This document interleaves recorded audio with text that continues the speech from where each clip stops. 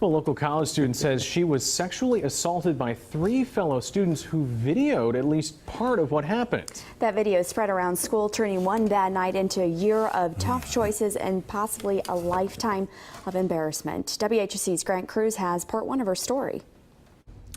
The dark side of spring break. Students drinking, blacking out, risking not only their reputations but their safety.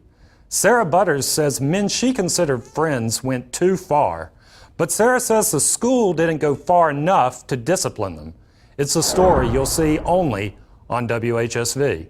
I remember going to the beach probably like around 11 that morning with all the girls I was staying with. We met up with a lot of JMU students. There was definitely like close to probably 100 students all on the beach from JMU, drinking together and hanging out. Sarah Butters was like a lot of sophomores at James Madison University, planning to cut loose with friends on a spring break trip to Panama City.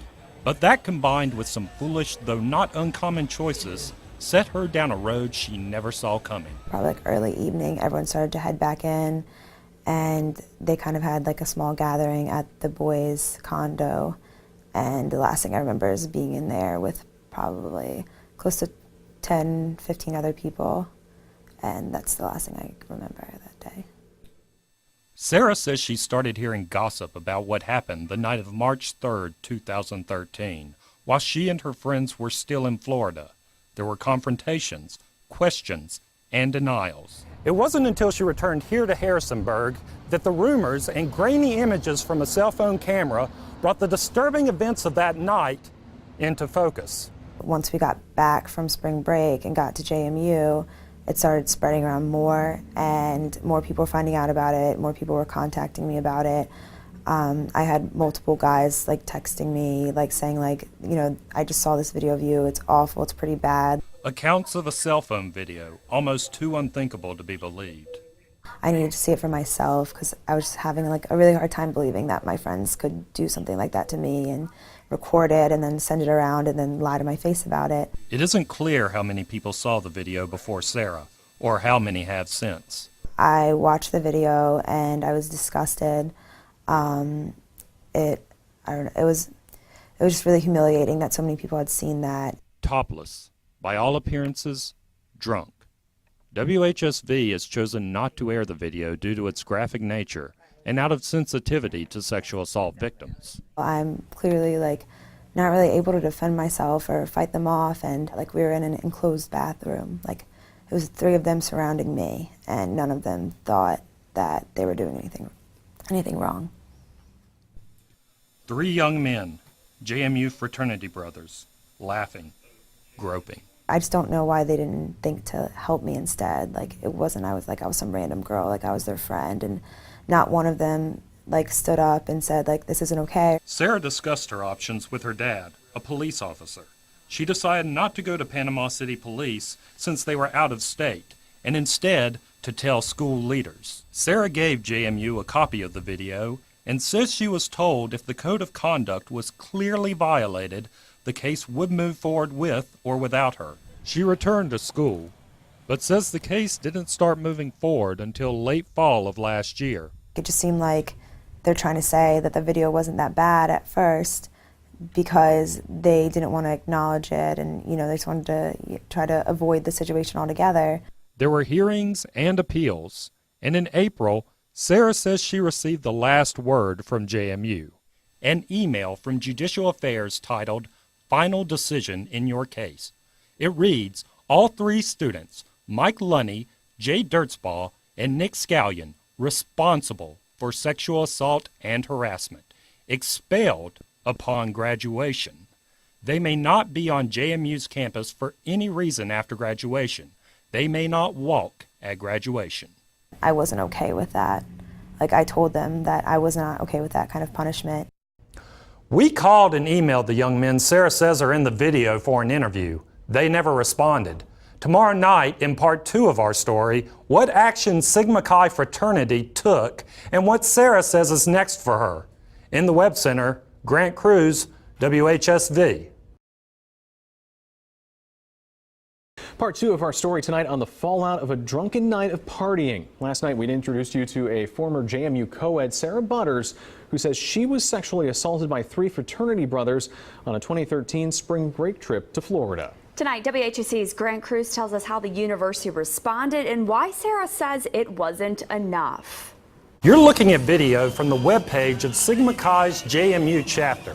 The fraternity wouldn't reveal many specifics, but did say members were kicked out a year ago after a co-ed said she was sexually assaulted.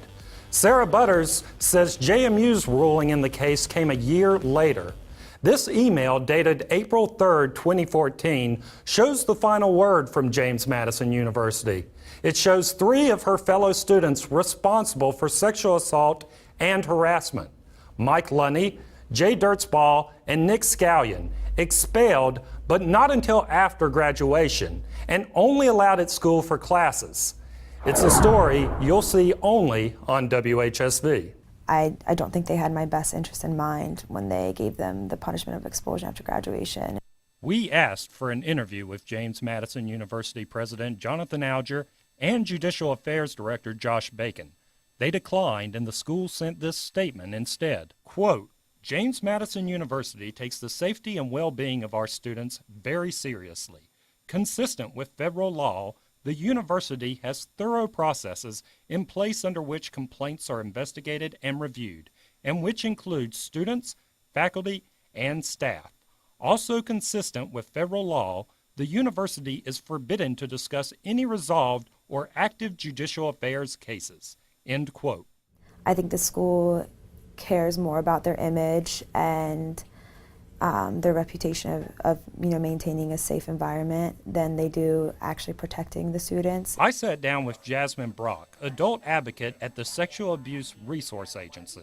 A lot of people drink. There are a lot of people who get drunk. It's a reality of life, but most people do not commit sexual assault.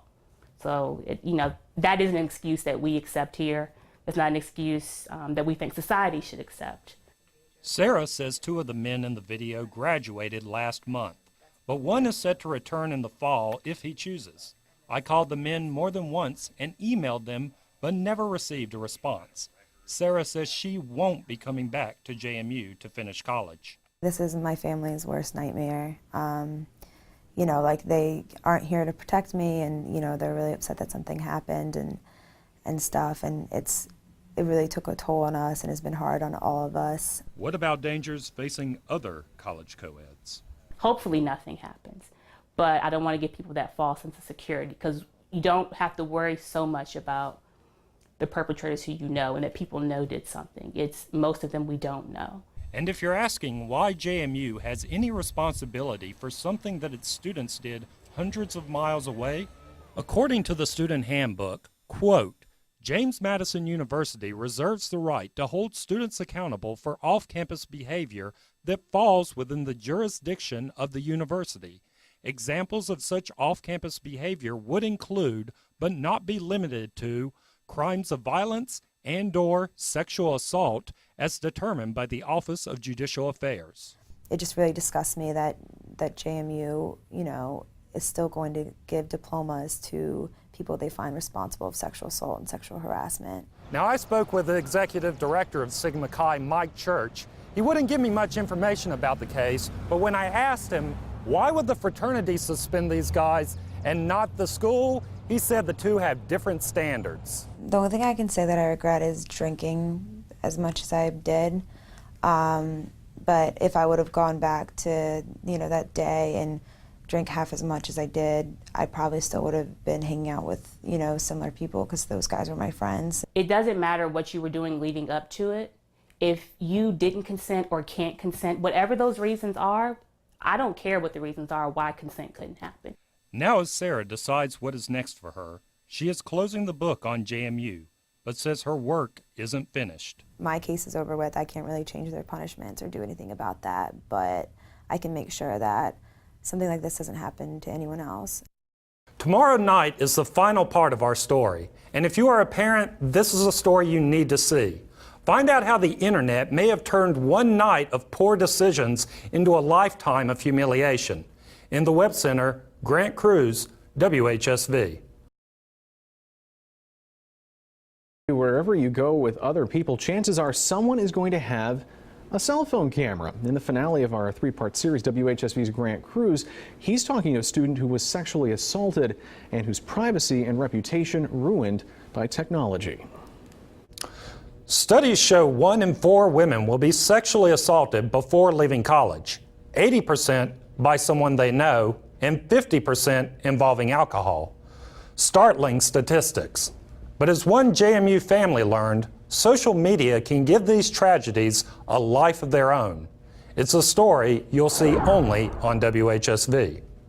Someone called me and said, like, your name's not on it yet, but there is a post about the 2 boys on School Dirt talking about what happened with you. You Google our names, and it's one of the first things that comes up now. Sarah Butters says she was drunk and sexually assaulted during spring break of 2013.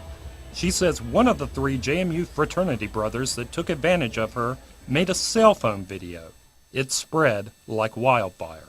I mean, it was pretty humiliating that it was being talked about online. The video had already gotten sent around to dozens and dozens of people and was talked about between even more than that. Like, people were hearing about it, and then now they can read it online. Anonymous posters shared what they had heard about the assault, asked if anyone had seen the video, and named the people involved, even the victim.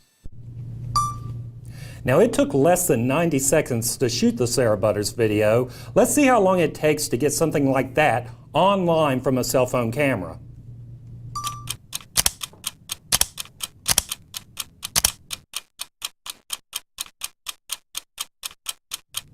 And there it is, online forever in less than a minute. It was just like it was made public, and it was just out of my control, and then it was on online, and there wasn't anything I could do about it. JMU declined to speak with us about School Dirt after the Sarah Butters case. But last year, JMU spokesman Bill Wyatt discussed School Dirt and gossip websites with me. When asked if students would be warned or alerted to the existence of the website, we don't feel the need at this point to provide another forum for these websites to proliferate and for the vile things that are being spread on these websites. There's not a lot for the university to do right now because everything is anonymous. not everyone at JMU agrees. Universities don't want to be police departments. But that's the last thing in the world they want to do. But in fact, we are. We have a judicial code which we enforce. I spoke earlier this year with JMU political science professor Bob Roberts before the Sarah Butters case came to light. He says that James Madison and other state colleges could push lawmakers for power to subpoena Internet Protocol, or IP addresses. This would reveal where the posts are coming from. At least come up with some way to deal with it. In other words, some solution to it. Because if it is as bad as it may appear to be, it can have devastating consequences to students. For now, rumors about what happened between Sarah and those young men remain online, at the fingertips of future employers, boyfriends or girlfriends, anyone on the web. Even like my friends, like it's affected all of them as well. I've like lost friends. I've, like my relationship with my family isn't gonna be the same. Recent court rulings against Google and websites like thedirty.com show a growing shift among judges in favor of individual privacy rights. Virginia Delegate Mark Keem is backing a new cyberbullying bill he hopes will address defamation issues presented by websites like School Dirt. The White House is targeting college sexual assault, which it calls an epidemic. President Obama has established a task force to prevent sexual assaults at colleges. 2 JMU students have been asked to serve on that panel. In the Web Center, Grant Cruz, WHSV.